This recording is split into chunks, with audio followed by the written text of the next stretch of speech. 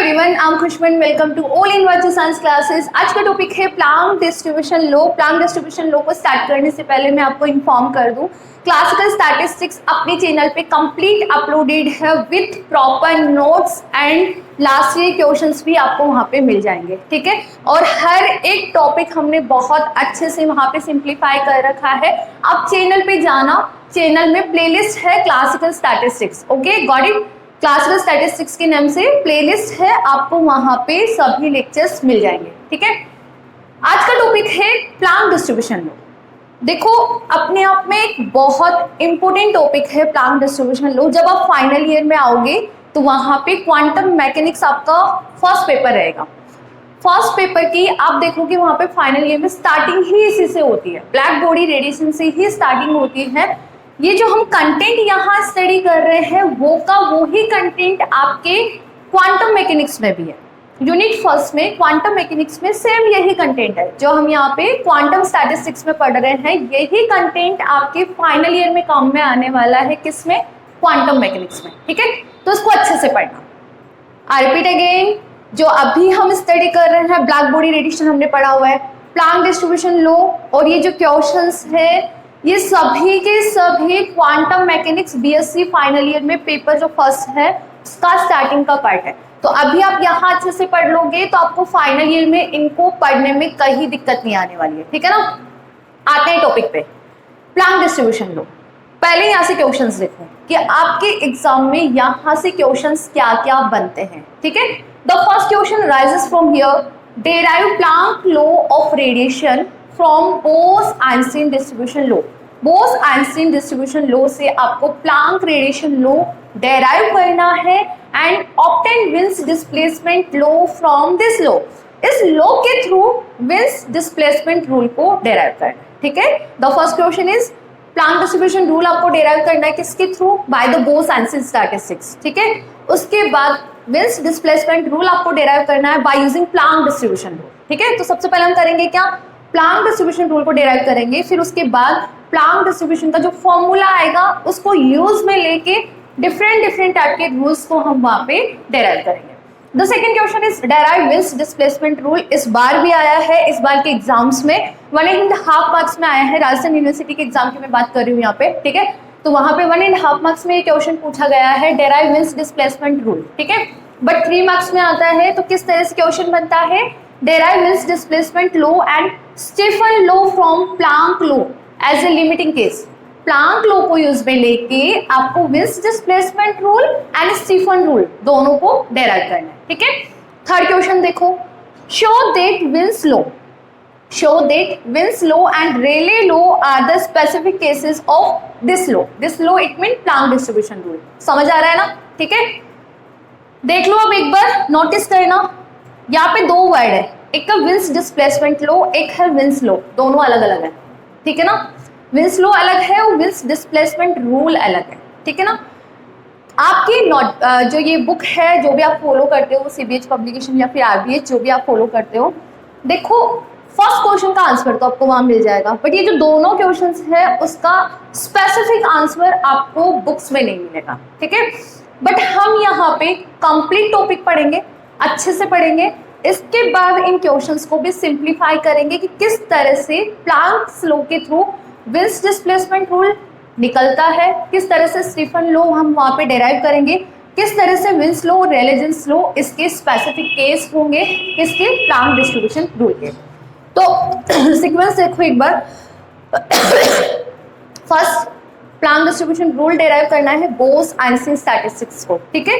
Planck निकाल लिया हमने, प्लांक को यूज में लेके विंस लॉ और स्टीफन लॉ दोनों हमें डेराइव करना है। थर्ड क्वेश्चन, प्लांक्स लॉ में प्लांक डिस्ट्रीब्यूशन लॉ का जो फॉर्मूला आएगा उसके थ्रू हमें यहाँ पे स्पेसिफिक केसेस को बताना है, एक तो विंस लॉ का और एक रेले-जीन्स लॉ का, ठीक है।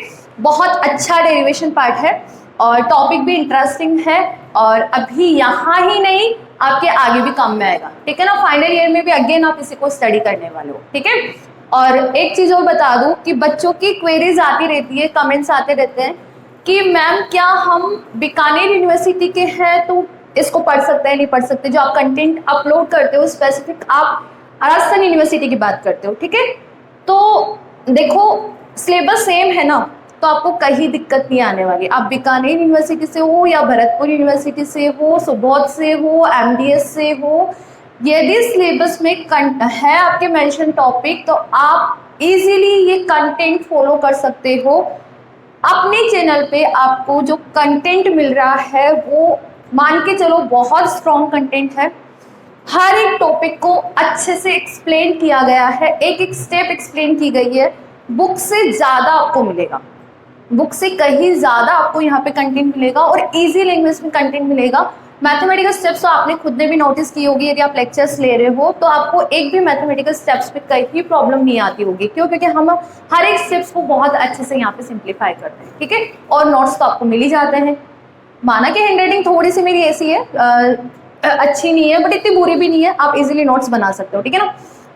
तो पहले क्वेश्चंस लिख लिया आपने, तीनों क्वेश्चंस लिख लिए। डाउट क्लियर है ना? आप किसी भी यूनिवर्सिटी के स्टूडेंट्स हो, आप इजीली ये कंटेंट फॉलो कर सकते हो, ये लेक्चर्स अटेंड कर सकते हो, कहीं कोई दिक्कत नहीं आने वाली है। और सिलेबस की मैं बात करूँ तो आई थिंक थोड़ा ही डिफरेंसेस होगा इसमें। सिलेबस में चार पांच टॉपिक ही अलग होंगे, ऑलमोस्ट सिलेबस सेम है यूनिवर्सिटीज का, ठीक है। तो लिख लो, आप ये क्वेश्चंस लिख लो, उसके बाद हम टॉपिक पे आते हैं, प्लांक डिस्ट्रीब्यूशन रूल। स्नैपशॉट लेना है तो स्नैपशॉट ले लो, मैं साइड हो जाती हूँ। करें शुरू, टॉपिक शुरू करें। ओके, कर दो मेरे, कर दो, आ जाओ अब टॉपिक पे।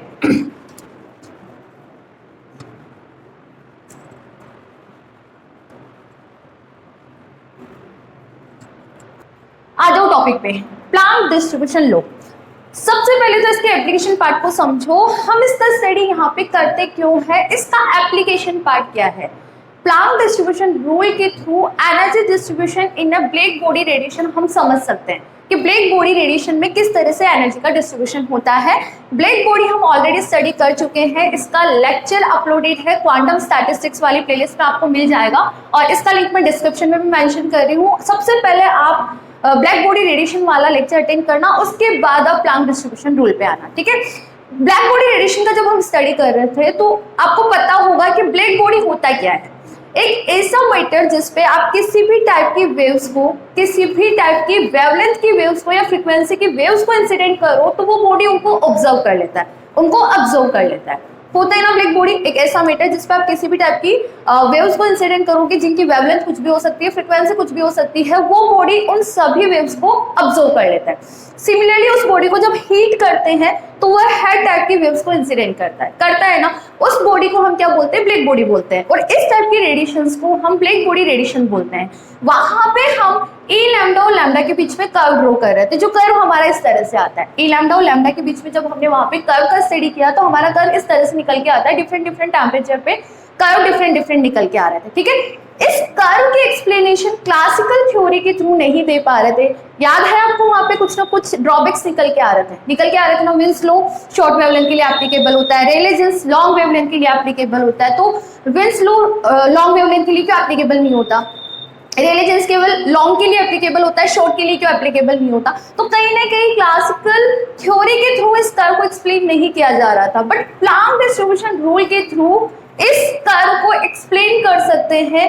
किस तरह से एनर्जी का डिस्ट्रीब्यूशन होता है ब्लैक बॉडी रेडिएशन में, उसको एक्सप्लेन किया जा सकता है, ठीक है।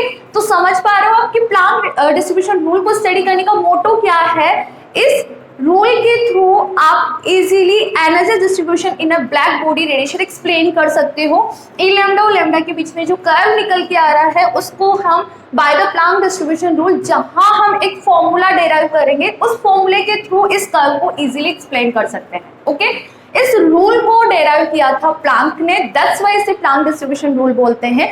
अकॉर्डिंग टू प्लांक यहाँ पे जो रेडिएशन का डिस्ट्रीब्यूशन होता है वो स्मॉल एनर्जी पैकेट्स के फॉर्म में होता है। ब्लैक बॉडी में जो क्या बोलते हैं, जो ब्लैक बॉडी है वहां पे जो एनर्जी की हम बात कर रहे थे कि एनर्जी डिस्ट्रीब्यूशन को एक्सप्लेन नहीं कर पाया क्लासिकल के थ्रू, बट प्लांक के थ्रू कर पा रहे हैं। तो प्लांक ने यहाँ पे क्या हाइपोथेसिस दी, अकॉर्डिंग टू प्लांक यहाँ पे ब्लैक बॉडी रेडिएशन में जो एनर्जी का डिस्ट्रीब्यूशन होता है वो स्मॉल एनर्जी पैकेट्स के फॉर्म में होता है, जिसे फोटॉन्स बोलते हैं। अकॉर्डिंग टू प्लांक्स जो ब्लैक बॉडी रेडिएशन है वहां पे एनर्जी का डिस्ट्रीब्यूशन स्मॉल एनर्जी पैकेट्स के फॉर्म में होता है। उन एनर्जी पैकेट्स को क्या बोलते हैं, फोटॉन्स बोलते हैं। और फोटॉन्स की हम बात करें तो फोटॉन्स इंडिस्टिंग्विशेबल आइडेंटिकल पार्टिकल होते हैं जिनका स्पिन इंटीजर होता है। याद है आपको, लास्ट लेक्चर्स आपने अटेंड किए हैं तो स्पिन हमने बात की थी फोटोन के स्पिन की, तो फोटोन का स्पिन कितना होता है, 1 होता है। बोल रहे थे ना, फोटोन का स्पिन 1 होता है। तो फोटोन्स क्या होते हैं, identical indistinguishable with spin integer particle. जहां स्पिन इंटीजर पार्टिकल आता है आप कौन सा स्टैटिस्टिक्स अप्लाई करते हो, बोस-आइंस्टीन स्टैटिस्टिक्स ना। तो एक कॉन्सेप्ट क्लियर हो गया ना कि आप प्लांक डिस्ट्रीब्यूशन रूल डिराइव कर रहे थे bye using the Bose-Einstein statistics. तो यहाँ पे बोस-आइंस्टीन स्टैटिस्टिक्स आप क्यों अप्लाई कर रहे हो, बिकॉज यहाँ पे एनर्जी का डिस्ट्रीब्यूशन ब्लैक बॉडी रेडिएशन में फोटॉन्स की फॉर्म में होता है, स्मॉल एनर्जी पैकेट्स की फॉर्म में होता है, जो कि identical indistinguishable with spin integer particles होते हैं। और जहां स्पिन इंटीजर पार्टिकल आ गया, जहां पे क्वांटम पार्टिकल है, स्पिन इंटीजर है, कौन सा स्टैटिस्टिक्स अप्लाई करोगे, बोस-आइंस्टीन स्टैटिस्टिक्स अप्लाई करोगे। 10वें क्वेश्चन अराइज होता है यहाँ पे, derive the Planck distribution rule by using Bose-Einstein statistics। Question ये क्यों नहीं बनता, Planck distribution rule को derive करो by the Fermi-Dirac statistics, Planck distribution rule को derive करो by the Maxwell-Boltzmann statistics। क्यों नहीं बनता, बिकॉज यहाँ पे एनर्जी डिस्ट्रीब्यूशन फोटॉन्स की फॉर्म में होता है, स्मॉल एनर्जी पैकेट्स की फॉर्म में होता है, जिनका स्पिन इंटीजर होता है। और जहां स्पिन इंटीजर है तो आप क्या अप्लाई करोगे, बोस-आइंस्टीन स्टैटिस्टिक्स अप्लाई करोगे। ठीक है, तो पहले आप ये बेसिक लिखो और रिपीट कर रही हूँ, किसी भी यूनिवर्सिटी के स्टूडेंट हो बिना किसी झिझक के ये करके आओ, कहीं नंबर नहीं कटने वाले आपके। ठीक है ना, सो लिखो पहले बेसिक थ्योरी लिखो, उसके बाद हम इसके डेरिवेटिव पार्ट पे आएंगे। By using the Planck distribution law we explain the energy distribution in a black body radiation. और ब्लैक बॉडी रेडिएशन का लेक्चर आपको नीचे लिंक इसमें मिल जाएगा, डिस्क्रिप्शन के अंदर मिल जाएगा आपको। ठीक है, वहां से आप ब्लैक बॉडी रेडिएशन का लेक्चर अटेंड करना।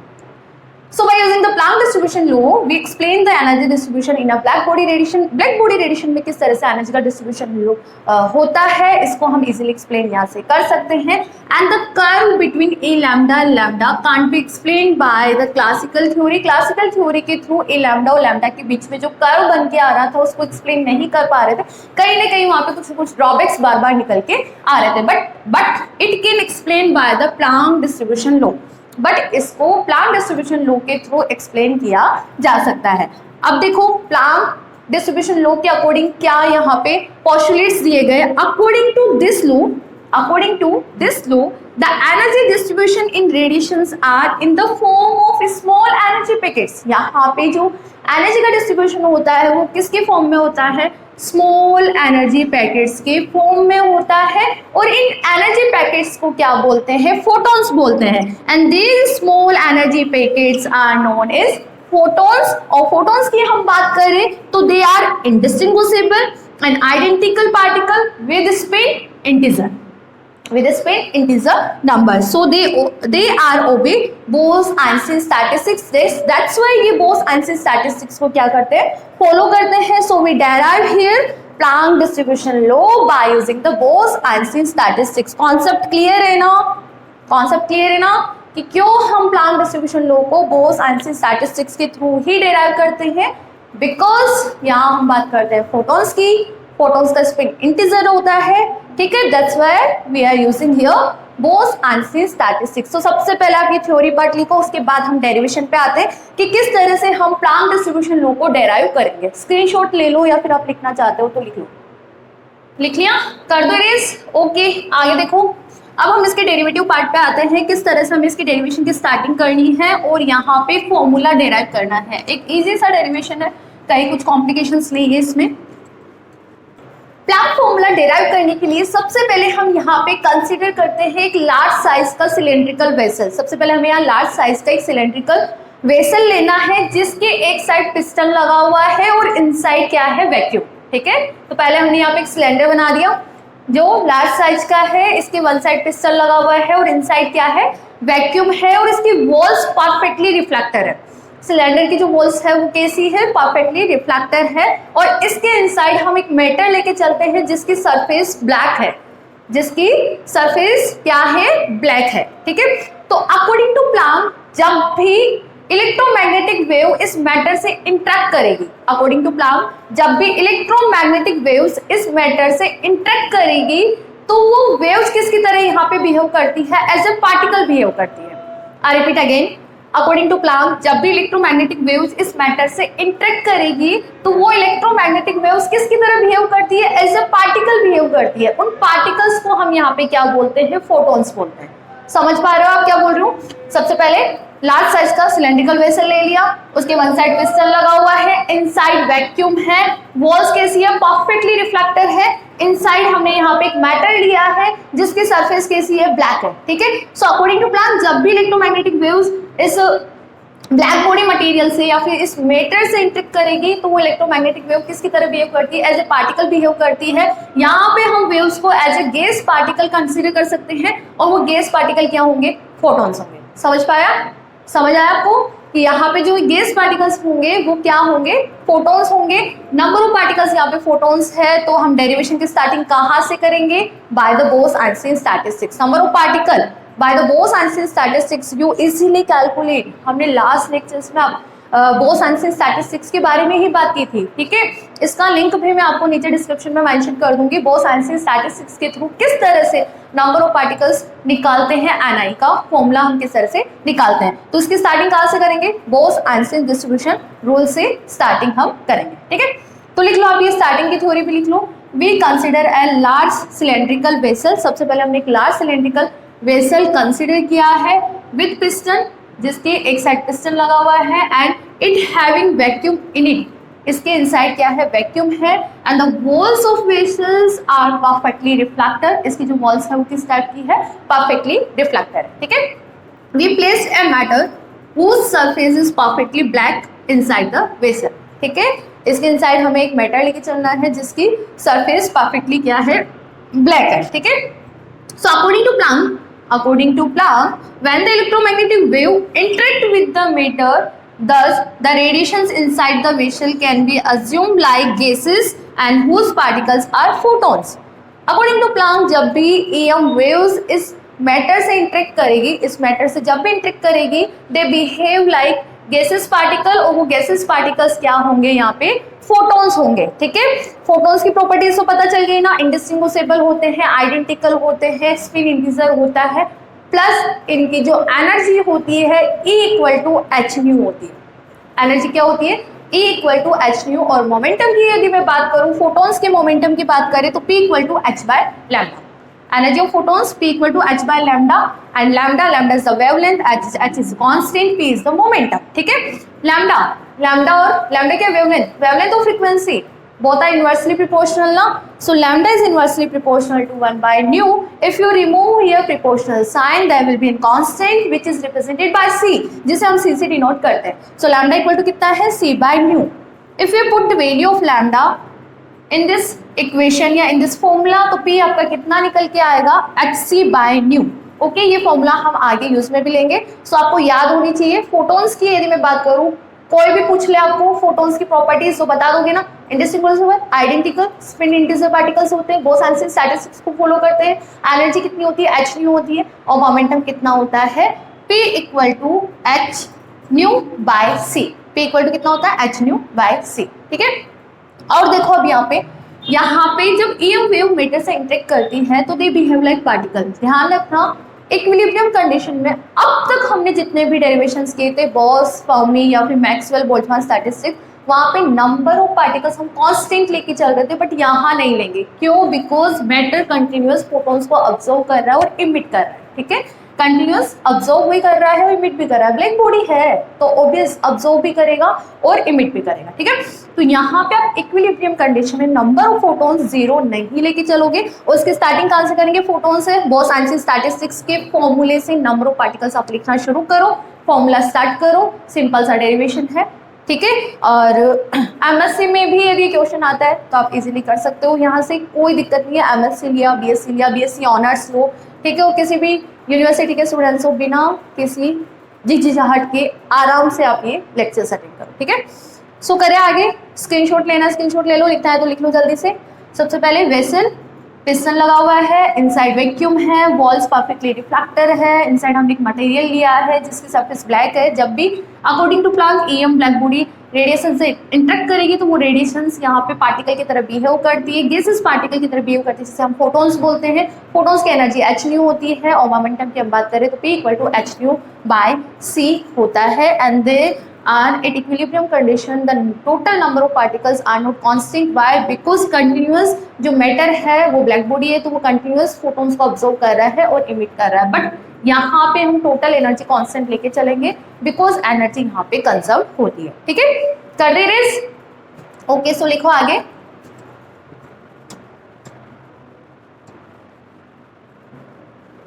थोड़ा सा करूँ मेरी नीचे एक दो लाइन लिख लो आप। और ये डायग्राम आप ऐसे जरूरी नहीं है बनाना है नहीं बनाना, बट कि ठीक है थ्योरी की एक इमेज आपके दिमाग में बैठ जाती है डायग्राम के थ्रू, ठीक है ना। तो इट्स नॉट कंपल्सरी, वो मैंने केवल आपको समझाने के हिसाब से थोड़ा आइडिया दिया है कि इस तरह से यहाँ पे वेसल होता है, उसके अंदर मटेरियल होता है। ओके, सो आगे लिखो। Here number of photons, here number of photons are not constants. Number of photons are not constant because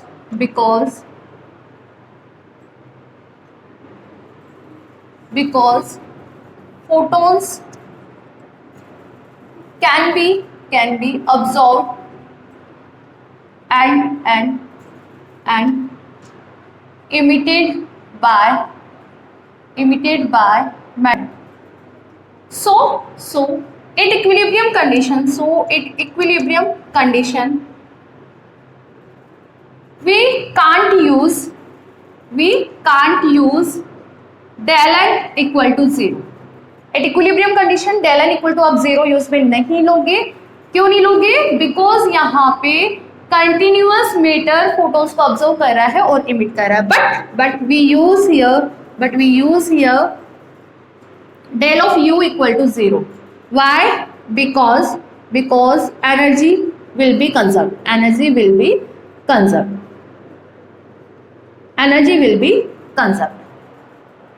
ठीक है, ये कॉन्सेप्ट समझ आया? फोटॉन्स हमने बता दिया। And here the number of photons are not constant because photons can be observed and emitted by the matter. So at equilibrium condition we can't use del n equal to 0, हमें नहीं put करना है, ठीक है। But we use here del u equal to 0. Why? Because energy यहाँ पे क्या होती है? कंजर्व होती है। सो अब नंबर ऑफ फोटॉन्स बताओ क्या होगा number of photons? So number of photons by Bose Einstein statistics. बताओ कितना होगा? अटेंड किया है आपने लेक्चर बोस-आइंस्टीन स्टैटिस्टिक्स का? नहीं किया है तो पहले वो लेक्चर अटेंड करना। देखो वैसे भी आप प्लेलिस्ट में जाओगे ना तो आपको सीक्वेंस में सभी लेक्चर्स अपलोडेड मिलेंगे। वो सीक्वेंस बनाया ही इस तरह से है कि आपको नेक्स्ट लेक्चर अटेंड करो तो कहीं दिक्कत नहीं आए, बिल्कुल सीक्वेंस वाइज बनाया। पहला lecture, second lecture, third lecture, वो इसी तरह से बनाया कि नेक्स्ट लेक्चर आप अटेंड करो तो पहले वाले लेक्चर्स की जो भी चीजें काम में आ रही है ना तो आप वो इजीली अटेंड करो, ठीक है।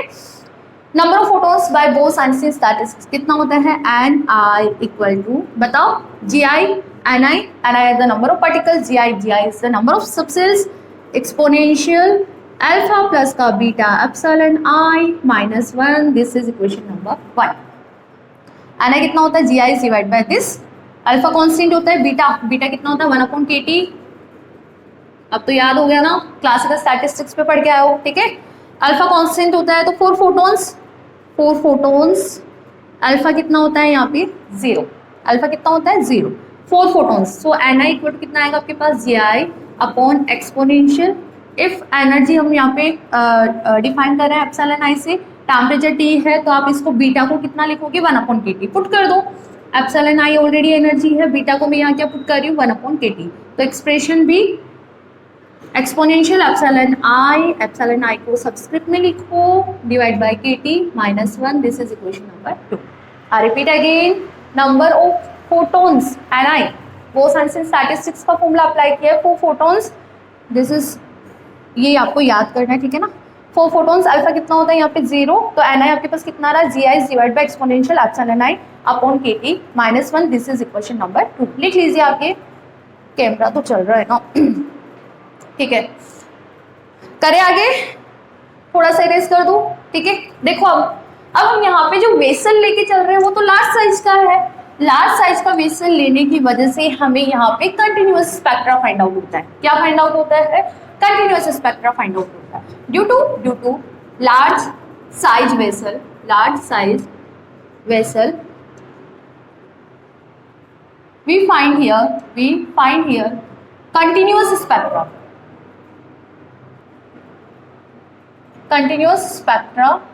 so that we replace लिखो पहले फिर मैं समझाती हूँ आपको। so we replace Ni by Dn and Gi number of subcells है ना is replaced by Z epsilon D epsilon। देखो नंबर ऑफ फोटोन्स कहाँ मिल रहे हैं आपको? सिलेंडर में ना। सिलेंडर आप किस साइज का लेके चल रहे हो? लार्ज साइज का, मेंशन किया था ना हमने थ्योरी में, ठीक है। तो लार्ज साइज का वेसल आप यहाँ लेके चल रहे हो, दैट्स वाई हमें यहाँ पे कंटिन्यूअस स्पेक्ट्रा फाइंड आउट होता है। कंटिन्यूअस स्पेक्ट्रा फाइंड आउट होने की वजह से, कंटिन्यूअस है ना यहाँ पे, कंटिन्यूअस स्पेक्ट्रा फाइंड आउट होने की वजह से हम Ni को किससे रिप्लेस करेंगे? Dn से। नंबर ऑफ सेल्स को हम किससे रिप्लेस करेंगे? Epsilon G epsilon D epsilon से, ठीक है। एप्सिलॉन यहाँ पे एनर्जी को शो कर रहा है, ठीक है। सो यदि हम इसको रिप्लेस कर दें इक्वेशन नंबर 2 में, इक्वेशन नंबर 2 आपकी क्या बनेगी? So equation number 2 will be, equation number 2 will be, बताओ इक्वेशन नंबर 2 आपका क्या बनेगा? इक्वेशन नंबर 2 आपका बनेगा Dn equal to Z epsilon. Reason समझ आया क्या? देखो लार्ज साइज का वेसल ले रहे हो ना आप, तो नंबर ऑफ फोटॉन्स तो इमिट हो रहे हैं ना, अब्जॉर्ब भी हो रहे हैं ना, तो क्या बना रहे हैं? कंटिन्यूअस स्पेक्ट्रा बना रहे हैं। तो कंटिन्यूअस स्पेक्ट्रा के लिए हमने नंबर ऑफ पार्टिकल्स को Dn से रिप्लेस कर दिया, नंबर ऑफ सेल्स को हमने इस तरह से रिप्लेस किया है, ठीक है। हर चीज का यहाँ पे रीजन है, KT माइनस का 1, this is equation number 3, okay. यदि मैं इसको फ्रीक्वेंसी के फॉर्म में लिखना चाहूँ, इस फॉर्मूले को फ्रीक्वेंसी के फॉर्म में लिखना चाहूँ, equation 3 in the form of frequency, कैसे लिखोगे? इक्वल टू क्या होता है? एच न्यू, पुट कर देते हैं, कर दे पुट, ठीक है। और एप्सिलॉन एनर्जी है तो उसको आप रिप्लेस कर दो किससे? फ्रीक्वेंसी से। तो आपका Dn कितना आ रहा है? देखो G new D new is divide by exponential, कितना होता है energy? H new upon KT minus का 1, and this is formula of Dn in the form of frequency range. और फ्रीक्वेंसी रेंज आप यहाँ पे क्या लेके चल रहे हो? New and nu plus D nu, ठीक है। यहाँ पे जो फ्रीक्वेंसी रेंज हम लेके चल रहे हैं वो कितना लेके चल रहे हैं? New and nu plus D nu, ठीक है। अब जी न्यू डी न्यू हमें पता ही नहीं है तो क्या पुट करें? सो जी न्यू डी न्यू है क्या? नंबर ऑफ सबसेल्स ना, नंबर ऑफ सबसेल्स। अब देखो नंबर ऑफ सबसेल्स आपको जी न्यू डी न्यू यहाँ पे याद रखना है। मेनी ऑफ टाइम हम इसको यूज पे भी लेते हैं, शायद क्लासिकल में भी हमने 1-2 बार यूज में लिया है, ठीक है। जी न्यू डी न्यू यहाँ पे क्या है? Number of cells in frequency range nu and nu plus D nu will be कितना होगा? देखो एक बार देखो यहाँ पे इरेज कर दो थोड़ा सा, देखो कितना होगा, याद रखना है आपको, ठीक है ना। G nu D nu equal to 4 pi V P square D P upon H Q. यहाँ पे पी क्या है? मोमेंटम। पी यहाँ पे क्या है? मोमेंटम है, ठीक है। अब देखो ये बेसिक फॉर्मूला होता है नंबर ऑफ सेल्स का, बट फॉर फोटॉन्स के लिए हमें यहाँ पे क्या करना है? इस इक्वेशन को 2 से मल्टीप्लाई करना है। व्हाई? बिकॉज फोटॉन्स की जो पोलराइजेशन होती है वो 2 डायरेक्शन में होती है, but for photons G nu D nu equal to 2 multiply 4 pi V P square upon H cube D P. Why थोड़ा सा यहाँ पे मेंशन कर लो ताकि आपको ये याद रहे ब्रैकेट में। इसको इक्वेशन नंबर 5 दो, equation 5 multiply by 2 because photons have polarization, photons have polarization in two directions, ठीक है। दैट्स वाई इक्वेशन अच्छे से लिख लेना। That's why equation 5 multiply by 2। Concept लिखते जाना कि हम इसको क्यों मल्टीप्लाई कर रहे हैं 2 से, बिकॉज आपका जो फोटॉन्स है उसका पोलराइजेशन 2 डायरेक्शन में होता है, ठीक है। सो इसे इक्वेशन नंबर 6 दे दीजिए, ठीक है। तो इक्वेशन नंबर 6 से जी न्यू डी न्यू आपको पता चलिए कितना आ रहा है, 2 4 पाई v p square h cube dp। कोई दिक्कत नहीं है, ओके। अब इस इक्वेशन को पुट कर दो इक्वेशन नंबर 4 में। इक्वेशन नंबर 4 था क्या था आपका, put value of G nu D nu in equation 4। Equation 4 क्या था, dn equal to G nu D nu upon exponential H nu upon K T minus का 1। यही है ना, कर दो put. G nu D nu की वैल्यू यदि हम पुट करते हैं कितना आएगा, देखो dn कितना आ रहा है आपके पास, नंबर ऑफ पार्टिकल्स 2 मल्टीपल 4 8 कर दो, 8 पाई v, ठीक है, p स्क्वायर dp, ठीक है, इस divide by h cube. Put out, just मैंने ये वैल्यू पुट की है इसकी, इस वाली की एक्सप्रेशन की वैल्यू इक्वेशन नंबर 6 से पुट की है, ठीक है। It's divide by exponential H nu upon K T minus का 1। This is equation number 7। लिख लो पहले यहाँ तक। हमने यहाँ पे सिंपल वैल्यूज पुट की है और सिंप्लीफाई किया। आगे देखो, आगे क्या करना है, कर दो थोड़ा सा इरेज। देखो अब यहाँ पे देखो आपके पास टू टर्म्स आ रही है, एक न्यू की फॉर्म में आ रहा है, एक पी की फॉर्म में आ रहा है। तो हम यहाँ पे पी को रिप्लेस कर देते हैं ना न्यू से। पी कितना होता है, एच न्यू बाय सी, याद है, energy sorry momentum of photons, okay. So यहाँ पे पी स्क्वायर, तो पी स्क्वायर को आप क्या बोलोगे, P square equal to H square nu square upon C square. Clear है, ठीक है। डीपी है तो कर देते हैं इसको भी चेंज, डिफरेंशिएशन ये रहा। डीपी कितना होगा, देखो एच कांस्टेंट सी कांस्टेंट न्यू वेरिएबल है तो डी, ठीक है। डीपी की वैल्यू पुट करो और पी स्क्वायर की वैल्यू पुट करो, पूरा एक्सप्रेशन आपका न्यू की फॉर्म में आ जाएगा। तो कर देते हैं इसको भी रिप्लेस। देखो इक्वेशन 7 आपका क्या बनेगा, dn equal to 8 pi v upon H cube. Put out नहीं है, पी स्क्वायर कितना है, H square nu square upon C square. DP कितना आ रहा है, H by C D nu is divide by exponential H nu upon K T minus का 1। Put out है क्या, जो सिंपल पी स्क्वायर को और डीपी को हमने न्यू की फॉर्म में लिखा है फॉर्मूला पुट करके। dn if you simplify this, H cube है ऊपर एच क्यूब है कैंसिल, ठीक है, नीचे सी स्क्वायर है, यहाँ पे एक और सी है तो कितना हो जाएगा सी क्यूब। तो यहाँ पे 8 पाई वी एच क्यूब यहाँ से कैंसिल हो रहा है, न्यू स्क्वायर डी न्यू, ठीक है, C cube is divide by exponential H nu upon K T minus का 1। ये रहे आपके पास नंबर ऑफ पार्टिकल्स। ये क्या है आपके पास, number of photons in a vessel. देखो आगे अब हमें क्या कैलकुलेट करना है, एनर्जी इन रेडिएशन, ठीक है। तो एनर्जी इन रेडिएशन कितना होगा, we calculate energy in radiation. देखो क्या करना है, नंबर ऑफ पार्टिकल्स आपने कैलकुलेट कर लिए, नंबर ऑफ पार्टिकल्स को आपको एच न्यू से मल्टीप्लाई करना है। तो यहाँ पे आपके पास एनर्जी निकल के आ जाएगा। एनर्जी क्या आएगा, नंबर ऑफ पार्टिकल्स dn है, इसको आप क्या करो एच न्यू से मल्टीप्लाई करो, ठीक है। करो इसको सिंप्लीफाई और बताओ वैल्यू कितनी आ रही है, आप खुद भी करो और बताओ मुझे कितनी आ रही है वैल्यू। कितना आया आपके पास, इसको सही से लिखो ना, इसके साथ डी न्यू भी आएगा, ठीक है। करो put, nu D nu equal to dn कितना है 8 pi v upon C cube, साथ में रखो nu square D nu upon exponential H nu upon K T minus का 1, ठीक है। ये किससे मल्टीप्लाई है, एच न्यू से मल्टीप्लाई है। Put out, just simple dn की वैल्यू हमने यहाँ पे पुट की है। देखो अब आपका एक्सप्रेशन क्या आ रहा है एनर्जी का, एनर्जी इन रेडिएशन एक्सप्लेन करते हैं ना किसके through, by the Planck distribution. 8 pi v upon C cube, constants थे ना, ठीक है। यहाँ पे भी h है तो बाहर ले लो ना इसको भी, ले लो h, new square multiple new cube D nu is divide by exponential H nu upon K T minus का 1। This is value of energy in radiation. Doubt है क्या कहीं? कुछ नहीं है? सो नाउ हम इसको लैम्डा के फॉर्म में भी निकाल लेते हैं। एनर्जी इन द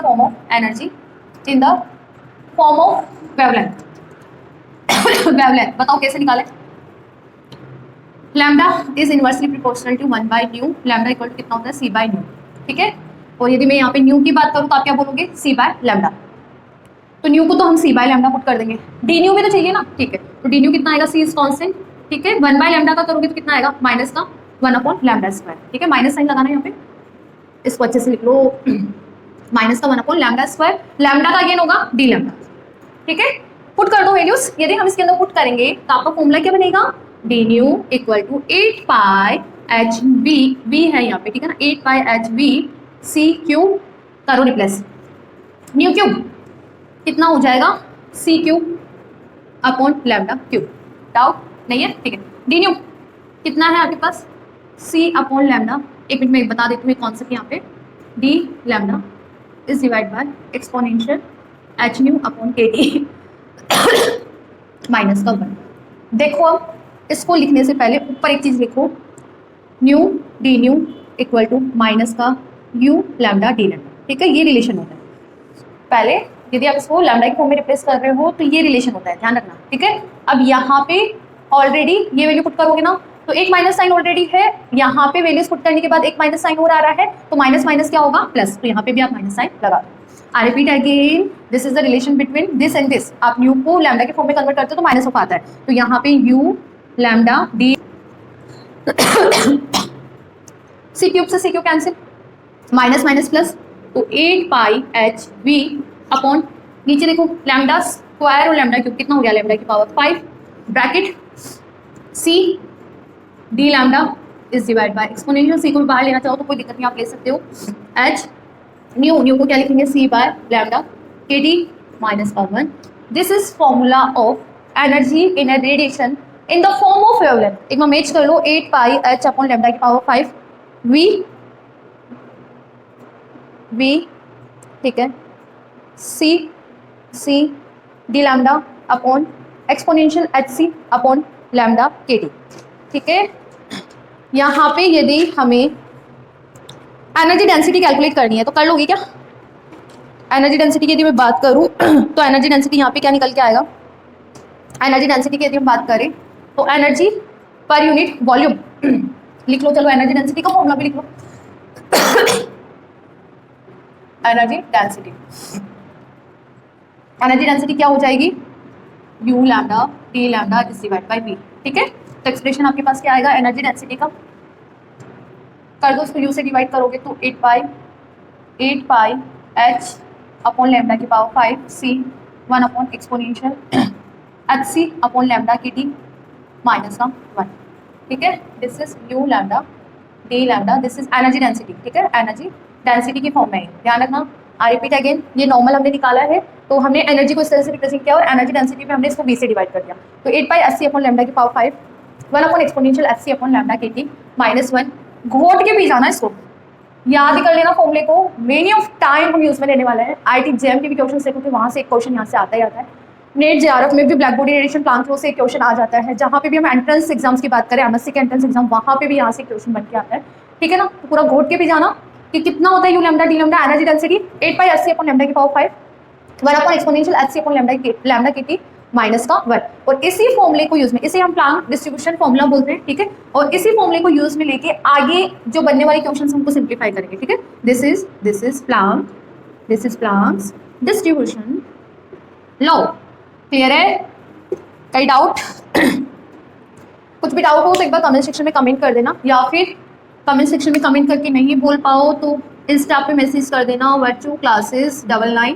बहुत सारे बच्चे हैं जो अपने इंस्टा पे जुड़े हुए हैं। अभी एग्जाम टाइम में भी कंटिन्यूअस मैंने ट्राई किया है उनको रिप्लाई करने का। ठीक है ना, तो कोई और भी डाउट्स है तो अपना ये पेज बना हुआ है इंस्टा पे वर्चुअल क्लासेस 99। ठीक है, तो आप यहाँ पे भी क्वेश्चंस या अपनी क्वेरीज पूछ सकते हो। ठीक है, तो एक रिक्वेस्ट है मेरी आप सभी से। देखो आप सभी को बहुत प्यार मिला है अभी इन दिनों और सपोर्ट भी मिला है। एक टीचर की पहचान उसके स्टूडेंट से होती है। समझते हो ना, ये बच्चों की एक टीचर की जो पहचान होती है वो उसके स्टूडेंट से ही होती है, ठीक है। तो यहाँ तो मैं 100% हमेशा ट्राई करती हूँ, मैं अपना 100% दूँ। फिर भी यहाँ पे कुछ इंप्रूव करना है तो आप कमेंट सेक्शन में कमेंट करके बताया करो। जैसा भी आप फील करते हो, पॉजिटिव नेगेटिव कुछ भी हो, आप कमेंट सेक्शन में कमेंट करके बताया करो, ठीक है। ज़्यादा से ज़्यादा अपने क्लासमेट्स को भी शेयर करो ताकि उनको भी लेक्चर्स का प्रॉफिट मिल पाए। अभी चैनल अपना इतना स्प्रेड नहीं हुआ है, कहीं ना कहीं इसकी पब्लिसिटी नहीं हो पा रही है, ठीक है। बट मुझे आप स्टूडेंट्स की हेल्प चाहिए।